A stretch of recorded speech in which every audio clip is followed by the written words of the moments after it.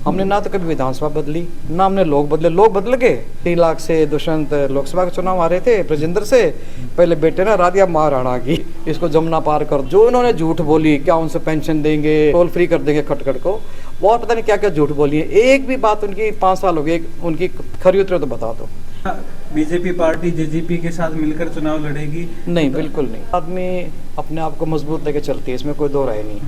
आप किसी भी पार्टी को देख लो, चाहे कांग्रेस है, वो भी कहते हैं हम 10 के 10 जीतेंगे। जेजेपी भी कहती है हम 10 के 10 जीतेंगे।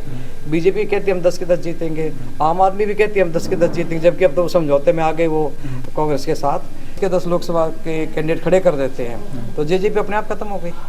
राजस्थान में भी कैंडिडेट खड़े करे थे और बड़ी उम्मीद से खड़े करे थे, वहाँ ये जलसा भी करके आए थे, लेकिन क्या असर हुआ? सबकी जवान जब्त हुई। और मुझे नहीं लगता कि लोकसभा में भी ये कुछ कर पाएंगे। जेजेपी का मुकाबला बीजेपी से कैसे करते हो? जेजे के पास जो एमएलए भी हैं ना 10 के 10, दुष्यंत चौटाला और नैना चौटाला को छोड़ के बाकी सारे जो एमएलए हैं या तो कांग्रेस के आदमी हैं या वो बीजेपी के हैं, जिनको टिकट नहीं मिल पाई। तो जो कार्यक्रम था वो लोकसभा के लिए था, और जो हमारे राव नरबीर सिंह जी हैं वो 3 लोकसभा के क्लस्टर इंचार्ज हैं, और उन्हीं के अगुवाई में ये मीटिंग हुई थी। और इसमें यही बताया गया कि जब भी चुनाव की स्थिति आएगी, आप लोगों को पार्टी के वर्कर के नाते क्या क्या काम करने हैं। फिलहाल जो आगामी लोकसभा चुनाव को लेकर किस तरह से देखते हैं कि क्या कहेंगे कि हिसार से लगातार अलग अलग कैंडिडेट के नाम चल रहे हैं, और आपको क्या उम्मीद है हिसार से? अभी फिलहाल जो सांसद है आपके बेटे ब्रजेंद्र सिंह हैं, और किस तरह से देखते हैं आगामी चुनाव को लेकर? देखिए, कल चुनाव समिति की मीटिंग हुई थी जिसमें चौधरी वीरेंद्र सिंह भी मेंबर हैं, और हर चुनाव जो 10 की 10 लोकसभा है उनमें 3-3, 4-4 का पैनल गया है, और वो तो आपको भी पता होगा कि पैनल में किस किस के नाम गए हैं। हिसार से 4 नाम गए हैं, कैप्टन मन्नू का गया है, ब्रजेंद्र सिंह का गया है, और कुलदीप बिश्नोई का गया है, और गंगवा जी का भी गया है, डिप्टी स्पीकर का भी गया है नाम। अब ये तो पार्टी हाईकमांड को तय करना है कि उनके लिए कौन सा कैंडिडेट उनको विनिंग लगेगा, कि जीतने वाला कैंडिडेट कौन सा है। और जहाँ तक ब्रजेंद्र की बात है, वो तो पिछले 5 साल से, देखिए 2 साल तो कोरोना ने खो दिए, 1 साल किसान आंदोलन ने, आपको पता ही सार भी काफ़ी इसमें आगे आने वालों में था। जैसे उचाना का आपने देखा, खटखट टोल तो पूरा राजनीतिक हो गया था। तो ये इसमें थोड़ा सा वो उतना काम नहीं कर पाए, लेकिन अब तो लगातार वो हिसार में आ रहे हैं, मतलब पूरे अपने लोकसभा क्षेत्र में आ रहे हैं। क्या मैम सोनीपत से भी कहीं है सर? नहीं, देखिए मैं तो ब्रजेंद्र की परसों की वो ऐसे ही टीवी के आगे उन्होंने अपना मतलब चैनल्स के आगे बयान दे रखा था कि हरियाणा इतना बड़ा नहीं है कि मैं यहाँ से बदल के कहीं और जाऊँ, तो मैं तो लड़ूंगा तो हिसार से लड़ूंगा, पार्टी अगर मुझे टिकट देती है तो। अगर बाई चांस अगर टिकट नहीं मिलती है तो किस तरह का जो आपका फैसला रहेगा, कैसे निर्णय रहेगा आगे? ये तो बात सोची ही नहीं हमने। अच्छा, अगर बातचीत की जाए उचाना की, अब जो पहले भी आप जो है यहाँ एमएलए रही है, और अभी मौजूदा टाइम में दुष्यंत चौटाला है, किस तरह के कार्यकाल रहा उनका फिलहाल अभी आप देख रहे हैं?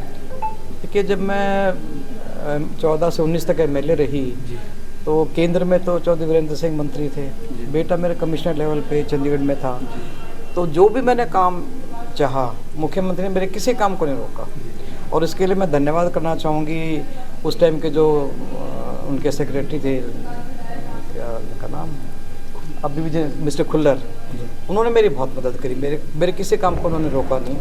लेकिन दुर्भाग्य की बात यह कि जब 2019 में ये दुष्यंत चौटाला जी वहाँ से एमएलए बने, तो जो मेरे शुरू करे हुए काम थे वो आज भी वैसे वैसे पड़े।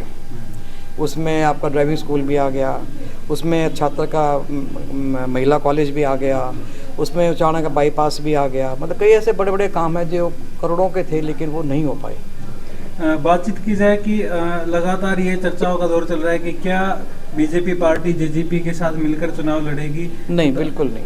और हालांकि बीजेपी के नेता ये दावा कर रहे हैं कि वो 10 सीटों पर चुनाव लड़ेंगे, लेकिन दूसरी तरफ दुष्यंत चौटाला या उनके जो पिता है अजय चौटाला, उनका लगातार बयान ये आता है कि लोकसभा चुनाव होने के बाद दोनों पार्टी बैठकर जो है कुछ ना कुछ चर्चा करेगी सीटों को लेकर, ऐसा कुछ।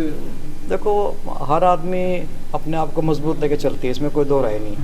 आप किसी भी पार्टी को देख लो, चाहे कांग्रेस है, वो भी कहते हैं हम 10 के 10 जीतेंगे, जेजेपी भी कहते हैं हम 10 के 10 जीतेंगे, बीजेपी कहती है हम 10 के 10 जीतेंगे, आम आदमी भी कहती है हम 10 के 10 जीतेंगे, जबकि अब तो समझौते में आ गए वो कांग्रेस के साथ। लेकिन क्योंकि अपने वर्कर का थोड़ा सा मनोबल बढ़ाने के लिए इस तरह की बातें तो करनी ज़रूरी हैं, लेकिन मुझे नहीं लगता कि लोकसभा में कोई ऐसा गठबंधन रहेगा। अगर हम 10 से पहले हम 10 के 10 लोकसभा के कैंडिडेट खड़े कर देते हैं तो जेजेपी अपने आप खत्म हो गई, बस गठबंधन तो नहीं रहा ना उसका मतलब। कैसा लगता है उनका भविष्य जेजेपी पार्टी का लोकसभा चुनाव में, विधानसभा भी अभी बाकी? देखो, जहाँ तक जेजेपी पार्टी है ना, उन्होंने राजस्थान में भी कैंडिडेट खड़े करे थे और बड़ी उम्मीद से खड़े करे थे, वहाँ ये जलसा भी करके आए थे, लेकिन क्या असर हुआ, सबकी जवान जब्त हुई, और मुझे नहीं लगता कि लोकसभा में भी ये कुछ कर पाएंगे। क्या बीजेपी पार्टी को जेजेपी के साथ चुनाव लड़ने में किसी प्रकार की कोई जैसे कि नुकसान हो सकता है, आपको लगता है ऐसा कुछ? पहली बात तो ये कि मेरे को ये समझ में नहीं आता कि आप लोग जेजेपी का मुकाबला बीजेपी से कैसे करते हो। जेजेपी के पास जो एमएलए भी है ना 10 के 10, दुष्यंत चौटाला और नैना चौटाला को छोड़ के बाकी सारे जो एमएलए हैं या तो कांग्रेस के आदमी हैं या वो बीजेपी के हैं, जिनको टिकट नहीं मिल पाई।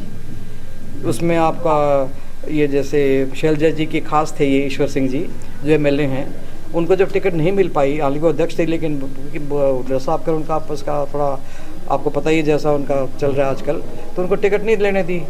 ऐसे ही ये कांग्रेस के ये थे ये क्या नाम थे बबली, तो वो भी बन गए, अब तो खैर मिनिस्टर भी हैं वो। तो इनके पास जो एमएलए हैं ना 8, वो इनकी अपनी पार्टी के नहीं है। अब गौतम जी को देख लो, उनकी भाषा जो आप है वो आप रोज़ सुनते हो उनको, तो उनके अपने एमएलए है ही नहीं, तो उनके पास पार्टी का जो अस्तित्व है ना, उसका मुकाबला बीजेपी से कहीं भी नहीं है। मैम, आप एक तरफ कह रहे हैं कि बीजेपी अलग लड़ेगी, जेजेपी अलग लड़ेगी, दूसरी तो आपने जमानत की बात करी, क्या जमानत बचा पाएगी जेजेपी? मुझे नहीं लगता कि, क्योंकि अभी तक तो कैंडिडेट अनाउंस नहीं हुए ना, अनाउंस होंगे तब पता लगेगा।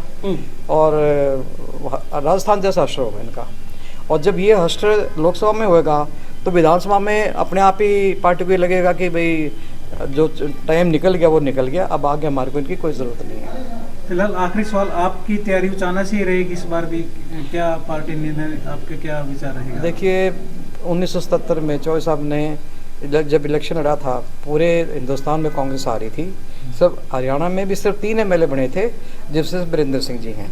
तो 77 से लेकर आज 2024 आ गया, हमने ना तो कभी विधानसभा बदली, ना हमने लोग बदले। लोग बदल गए क्योंकि अब कभी हारे हम कभी जीते, तो लोगों का मन बहकावे में आ गया। जैसे अब दुष्यंत की वजह से मैं चुनाव हारी हूँ, और इसी को मैंने पिछली बार हराया था, अब की बार लोगों ने इसको जिता दिया, क्योंकि बात उड़ती ये आई कि 3.25 लाख से दुष्यंत लोकसभा के चुनाव हारे थे ब्रजेंद्र से, पहले बेटे ने हरा दिया महाराणा की, तो इसलिए इसको जिताओ। तो एक वो इमोशनल जो एक हो जाता है ना, वो चीज़ काम कर गई इनकी। और जिस चीज़ को लेकर इलेक्शन जीते थे कि इसको जमुना पार कर दो, 75 क्या था वो इसका स्लोगन जो था, और जो इन्होंने झूठ बोली, क्या उनसे पेंशन देंगे, खटखट का टोल हटा देंगे, और टोल हटा देंगे, मतलब टोल फ्री कर देंगे खटखट को, बहुत पता नहीं क्या क्या झूठ बोली है। एक भी बात उनकी 5 साल हो गए, उनकी खरी उतरे तो बता दो। तो लोगों का बिल्कुल मन उनसे हट चुका है, और हमने क्योंकि सुख में भी उनके साथ हैं, दुख में भी उनके साथ हैं, और वो चाहे कुछ भी करें हमारे अपने हैं वो। चलिए, मतलब अब आपका कहना यह है कि 10 की 10 सीटों पे बीजेपी अलग चुनाव लड़ेगी, गठबंधन ही रहेगा? मेरे को तो यही लगता है जी। बाकी हफ्ते 10 दिन में पता ही लग जाएगा।